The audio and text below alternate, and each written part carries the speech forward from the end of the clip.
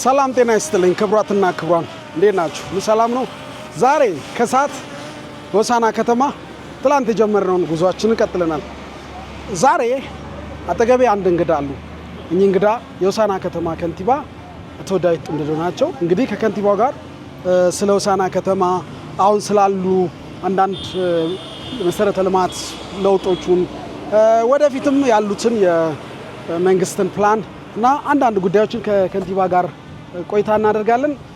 ክቡር ከንቲባ አቶ ዳዊት ጥምደዶ ንፍራ ሚዲያ ላይ እንግዳ ሆነው ስለቀረቡ እጅግ አድርጌ አመሰግናለሁ። እንግዲህ ክቡር ከንቲባ ከተማችን ላይ ጥሩ ለውጦችን አስተውለናል። ከዚህም የተነሳ እንግዲህ ንፍራ ላይ ይህን ሀሳብ እዚህም ከሀገር ውጭም ላሉ የዚህ ከተማና የአካባቢ ተወላጆች እንዲያዩ ለማድረግ ነው ወደዚህ የመጣ ነው። ሆሳና ከተማ አሁን ያለው ሁኔታ ምንድነው? ለውጡ እንዴት ተጀመረ?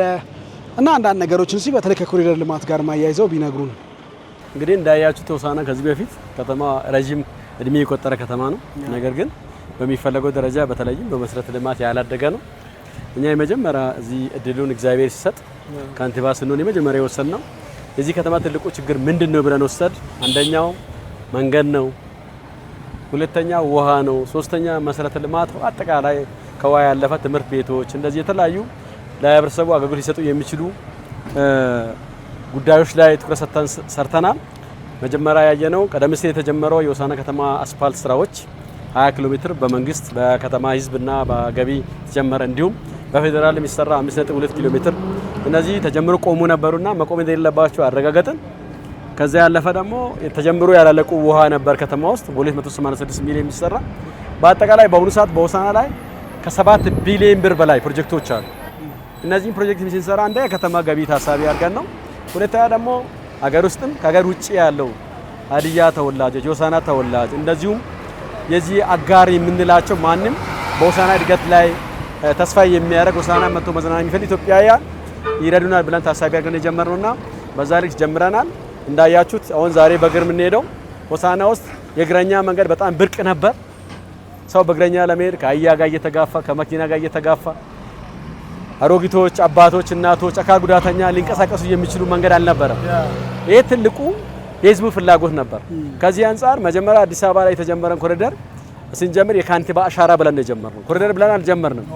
የካንቲባ አሻራ አንድ ካንቲባ የሆነ አሻራ ሲጀምር የሆነ ነገር መስራት አለበት ብለን ነበር የጀመርነው። ከዚህ አንፃር ካንቲባ አሻራ ስናደርግ እንደ ሀገር ኮሪደር የሚባል መጣ። ይሄን የካንቲባ አሻራ ወደ ኮሪደር ለውጥን ማለት ነው። ከኢትዮጵያ ከተሞች መወዳደር አለበት። የሌላን ታሪክ ማውራት ብቻ አይጠቅመንም ብለን ባህር ዳር ማውራት፣ አዋሳ ማውራት፣ ሌላ አዲስ አበባ ማውራት ብቻ ሰው እኛስ የመስራት አቅም የለንም ወይ? ሆሳና ውስጥም በሀዲያ ውስጥም በዙሪያ ባለው ህዝብም ላይ ለሆሳና ለመደገፍ ፍላጎት አለ።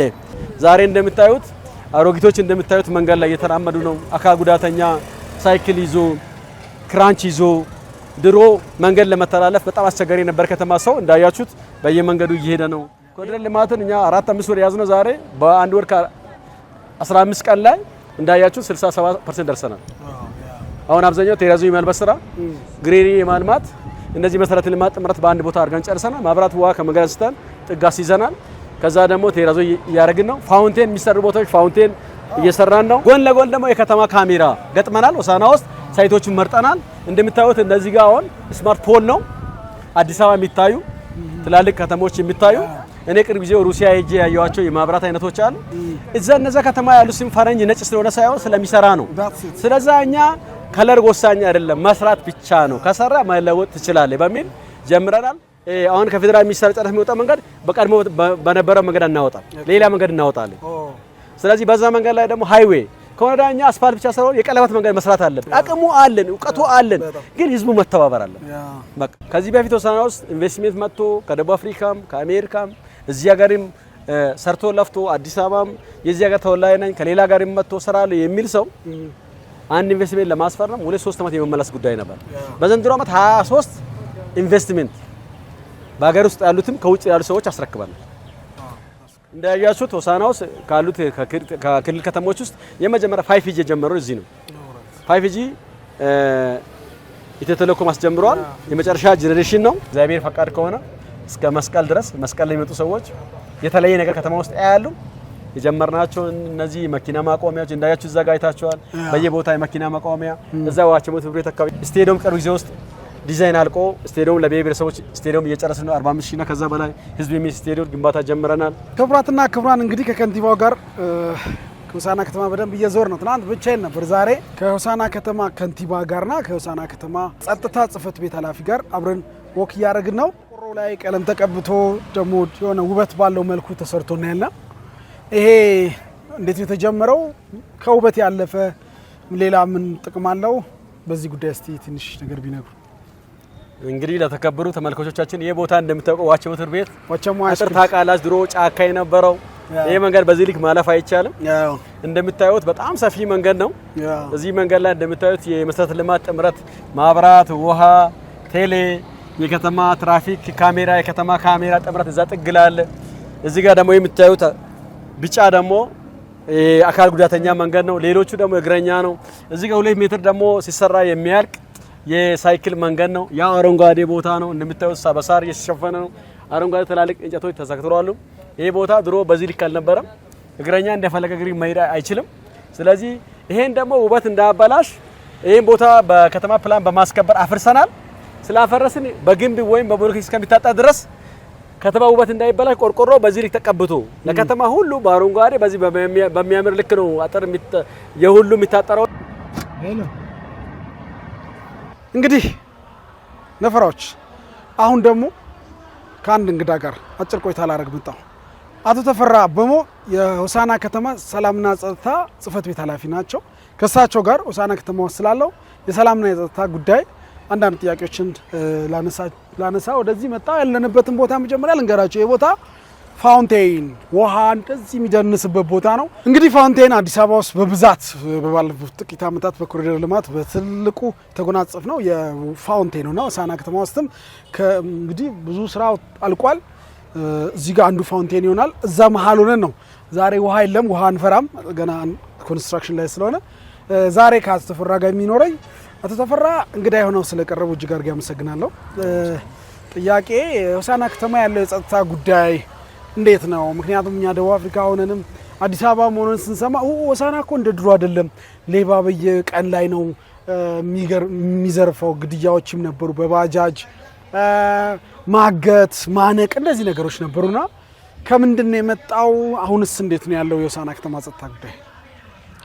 መልካም እንግዲህ የሆሳዕና ከተማ በአሁኑ ሰዓት የሰላምና ጸጥታ ጉዳይ በአንድ በኩል ከዚህ ቀደም እንደሚታወቀው የሆሳዕና የሰላም አምባሳደር ናት፣ ሀዲያ የሰላም አምባሳደር ናት ተብሎ ይታወቃልና ምናልባት ቀደም የሚባለው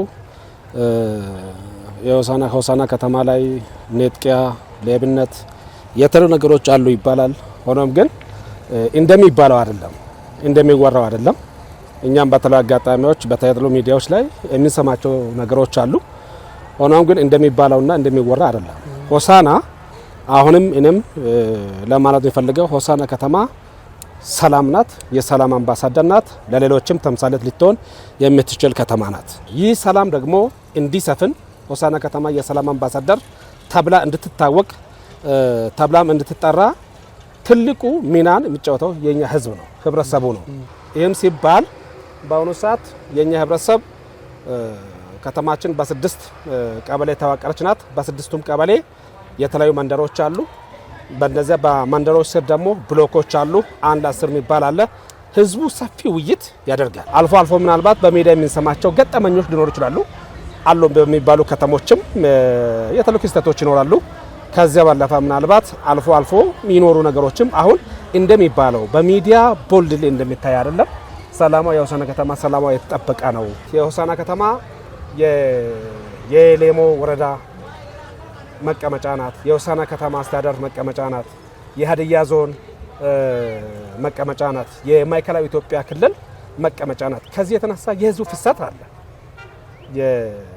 የህዝቡ ፍሰት ስላለ የህዝብ ብዛትም ስላለ ምናልባት አልፎ አልፎ ምናልባት መጨናነቅ እንዳይኖር ባጃጅ አካባቢ ላይ ሌሎች ከመኪና መንጻር የተለያዩ ክስተቶች እንዳይፈጠሩ ትልቅ ጥንቃቄ ከትራፊክ ፖሊስ ጋር አብረን በመስራት አሁን ምቹ ሁኔታ አለ። ለባጃጅ የሆነ መንገድ አመቻችተን ባጃጅ የራሱን የሆነ መንገድ ይዞ እንዲሄድ አድርገናል። በሌላ መልኩ ደግሞ ሚኒባሶች፣ የከተማ አውቶቡሶች የራሳቸውን መንገድ ይዞ እንዲሄዱ አድርገናል። እንግዲህ ክቡራትና ክቡራን ሆሳዕናን በምሽት ልናይ ከከተማው ክቡር ከንቲባ ዳዊት ጡምደዶ ጋር ወክ እያደረግን ነው። እስቲ ክቡር ከንቲባ ሆሳዕና ቀን ከነበራት ገጽታ ደግሞ አሁን ሌላ ነገር ነው የሆነችውና እስቲ ማታ ላይ ምን ትመስላለች? ከእርሷ አንደበት ያው ስራውን እየመሩት ያሉ እርሶ ስለሆኑ እስቲ ስራው እንዴት ተሰራ? ምን ይመስላል? ከእርሶ እንስማ። በዚች በኩል እንሂድ። እንግዲህ እንዳያችሁት ሆሳዕና ውስጥ ኮሪደር ልማት ሲሰራ መሰረታዊ ተብሎ ከተቀመጡት አንዱ ማብራት ነው። ማብራት ከእግረኛ መንገድ ያለፈ ከአረንጓዴ ያለፈ እንደዚሁም የአካል ጉዳተኛ መንገድ ያለፈ ተጨማሪ ማታ የሚያበራ ቀንና ማታ ሰው ነፃ ሆኖ ከተማ ውስጥ መዝናናት በሚችል ልክ ነው እየሰራና ያለ ነው። አብዛኛው እንዳያችሁ ህዝቡ ራሱ ነው ማብራት ውጪ ያወጣው። እንዳያችሁ በየቦታው የተለጠፈው በመንግስት እነዚህ ፖሎች አሉ። ይሄ ቀድሞ የነበረ ፖል ነው። አዲስ ደግሞ ስማርት ፖል ተብሎ ከኮሪደር ጋር የሚሰራ ገና ወደፊት የበራ ሲሱ ሲባላ ደግሞ ምን አይል ሊያምር እንደሚችል የሚያሳይ ነው። እነዚህ አበባዎችን ቀን የሚያይ ሰው ማታም ይዝናናል። ከተማ ውስጥ እንግዲህ እንዳያችሁት ብዙ ለውጥ አለ። ማታ ማታ ደግሞ እያማረ እየሄደ ነው። እያስተካከልን ስንሄድ ደግሞ በጣም ከዚህ በላይ ያምራል። ወደፊት መስራት ያስፈልጋልና ስለዚህ አሁን በማታ ምሽትም ቀንም ከተማ ቆንጆ እንዲሆን ህዝቡ ተዝናንቶ እንዲሄድ ሰላም እንዲጠበቅ ከዛ ያለፈ ደግሞ ማታ አገሬ ነው ብሎ ሰው መዝናናት አለበት። ምንም ስጋት ሳይኖረው በእግር መሄድ አለበት። እንድሮ በመኪና አደጋ ምናምን በአስፓልት ሰው እየገባ ቢሄድ እንዳያችሁ ማንም ሰው አስፓልት መንገድ ላይ አታገኙ። እንግዲህ ኮሪደር ልማት ከእግረኛ እንደዚሁም ከአበባ ከአረንጓዴ እንደዚህ ከመራመድም ያለፈ ቲክቶክ ብዙ ሰዎች ሰርቶ ገንዘብ እንዲሆን እየመጣ ነው። እንዳያችሁት እዚህ ጋር ጫፍ ላይ እናሳያችኋለን። ይሄ ቦታ ድሮ ቀበሌ ቤት ነበረ። እዚህ በዚህ መንገድ ስታልፉ ድሮ ሜጋ መጽሐፍ ቤት ሜጋ መጽሐፍ እዚህ ውስጥ ተደብቋል። ስላፈረስን ነው። እዚህ አካባቢ ላይ እንደምታዩት ይሄ ቦታ በጣም የተቦጫጨቀ በጣም የማያምር የፈረሰ ቀበሌ ቤት ነበር። ይሄን አነስተንና ይሄ መጨረሻ ቢሸጥ ሆሳዕና ላይ ብዙ ሚሊዮን ሊወጣ የሚችል ቦታ ነው። ሰው የግድ ከምንም በላይ አረንጓዴ ላይ ትኩረት መስጠት ስላለበት ይሄን ቦታ እንዳያችሁት ቀበሌ ቤቶችን አፍርሰን በዚህ ልክ ማለት ነው እንዲያምር። ይሄ ለምሳሌ ማታ ማታ ድባብ ቀንም ማታ ሰው አረንጓዴ እያየ ይዝናናል። ደብሮ እዚህ ጋር ቁጭ ብሎ ለምሳሌ እዚህ ጋር ሊያጠና ይችላል። እዚህ ጋር አስፋልት ነው፣ ፊት ለፊት ላይ ነው። በዚህ መንገድ የሚሄድ ሰው እንደፈለገ ይሄዳል ይመጣል። ይሄ ደግሞ ርዕሰ መስተዳድር ሀዲያ ዞን ዋና አስተዳዳሪ ቢሮ አካባቢ ነው። እንዳያችሁት እየተቆፈረ ነው። ኮሪደሩ እየጨረስን ትንሽ ነው የቀረው። ይሄ እስከ እናቶች አምባ ይሄዳል። ከዚህ እስከ ግብርና አልቋል። ኦልሬዲ እያለቀ ነው እንደማዶ የምታዩት። ስለዚህ ሌሎች መንገዶችን በዚህ ልክ ብርሃን ኖሮት ቀጣይ ደግሞ በቅርብ ጊዜ ውስጥ እነዚህ ስማርት ፖሎች ሲበሩ ምን አይል ውበት ሊጨምር እንደሚችል የሚያሳይ ስለሆነ እንግዲህ ዛሬ ከክቡር ከንቲባው ጋር ብዙ ቦታ እየጎበኘ ነው። አሁን በምሽት ደግሞ ወደ አደባባይ ወደ ኮሎኔል በዛብህ ጴጥሮስ መታሰቢያ አደባባይ ጋር ያለ ነው። ክቡር ከንቲባ አደባባዩ ደግሞ የበለጠ ያምራል። ድሮም ቀንም ላይ ያምራል። መሀል ላይ ያለውም ነገር ውበታችን ነው። በተጨማሪ ደግሞ መብራቱ ተጨምሮ በጣም ያምራል። እስቲ አደባባዩን እንዴት አዩት? እንዴት እንደዚህ ሊሳካ ቻለ? ምን ይቀረዋል ከዚህ በኋላ? እነዚህ ግለሰቦች በራሳቸው ጊዜ እኛ በሰጠነው መመሪያ መሰረት ነው አብዛኛው ማብራት በራሱ ላይ እያበራ ያለው። ሙሉ ከተማ እንዳያችሁ ፎቆቹ፣ ግለሰቦቹ ገና የሚቀሩ ነገሮች ቢኖሩም አሁን ባለበት ደረጃ ከተማ ውበት በሚጨምር ልክ ላይ እየሰሩ ነው። ሆሳዕና እንደውም እያማረ ያለው ማታ ማታ ነው ይበልጥ ቀንም በላይ ማለት ነው። እዛ ሄዱና ወደ መናኸሪያ አካባቢ ስትሄዱ አሁን የጀመርናቸው የቀድሞ የተበላሹ አስፓልቶች ስናስተካክል የተጀመረ አስፓልት ሲያልቅ ሙሉ ከተማው ኔክስት ለብሔር ብሔረሰቦች ይሄ ኢትዮጵያ ውስጥ ሆሳዕና ሌላ ሀገር እስከሚባል ድረስ እንሰራለን ብለን እናስባለን። ህዝቡ ሞራሉን በዛ ልክ እየሰራን ነው። ህዝቡ እኛ ትንሽ ቀን አንድ ቀን መንገር ብቻ ነው ሁለት ቀን ይጨርሳል ማለት ነው። ያለው የሌለው ተወዳድሮም ከተማን ለማስዋብ ያለው ተነሳሽነት በጣም ደስ የሚል ነገር ነው። ለካ እኛ ማስተባበር አለመቻል እንጂ ካስተባበርን ህዝቡ ምን አይል እንደሚሰራ አሳይቶናል ማለት ነው። ስለዚህ ማታም ያምራል፣ ቀንም ያምራል። ገና ይቀራል። ገና የሚቀረውን ገና እንሰራለን። ገና እግዚአብሔርም እየረዳን ነው። እስካሁን ድረስ እየረዳን ነው። ቀጣይም ይረዳናል። ህዝቡ ይሄን የሚሰማ አካል እንግዲህ በሚዲያ የሚሰሙት እናንተ አካባቢ ላይ ጸጥታን ለመጠበቅ የግድ ፖሊስ መምጣት የለበትም፣ መንግስት መምጣት የለበትም። በራፋችሁ ላይ ማብራት አውጡ አብሩ። ሁለታ ደግሞ ዲዛይን ይሰጣል ከሆነዳ ትላልቅ ፎቆች በዲዛይን መሰረት ነው የሚሰራው። ቅርብ ጊዜ ፓወር ኢትዮጵያ ቴክኖሎጂ ጋር እየተነጋገርን ነው። እነሱ ጋር መተን የሚመጥን ከተማው የሚመጥን የክልል ከተማ እስከመሆኑ ድረስ ክልል ከተማ በሚመጥን ልክ እንሰራለን። አሁን ባለበት ደረጃ እንዳያችሁ ዙሪያው ላይ ሰው ማብራት አብርቷል። እዛ ጋር ንብ ባንክ አካባቢ ላይ ያላባረው ነግረናቸዋል። እነሱ ቆንጆ የሆነ ነገር ይሰሩ ስላሰቡ ነው ያቆዩትና ሌሎች ሁሉም አብዛኛው ህንጻ በሚባል ደረጃ አውጥተዋል። ተጨማሪ ክትትል ያስፈልጋል። በዛ ልክ እየሰራን ነው ማለት ነው። እናመሰግናለን ክቡራትና ክቡራን። እኛም እናመሰግናለን።